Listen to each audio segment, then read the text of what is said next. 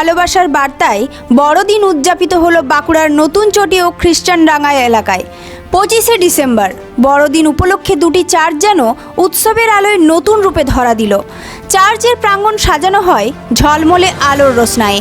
চারিদিকে আলোয় মোড়া পরিবেশে এক অন্যরকম পবিত্র আবহ তৈরি হয়েছে। মাঠ জুড়ে সাজানো ক্রিসমাস ট্রি বড়দিনের আনন্দকে আরও উজ্জ্বল করে তোলে। বড়দিনের সকাল থেকেই মানুষের স্বতঃস্ফূর্ত ভিড় চোখে পড়ে। শিশু থেকে শুরু করে যুবক, মহিলা ও প্রবীণ সবাই নতুন পোশাকে মুখে হাসি নিয়ে চার্চে আসেন। পরিবার পরিজনদের সঙ্গে বড়দিনের এই বিশেষ মুহূর্ত কাটাতে মানুষের উৎসাহ ছিল দেখার মতো। চার্চ কর্তৃপক্ষ থেকে শুরু করে সাধারণ দর্শক সবার মুখেই ছিল খুশির হাসি।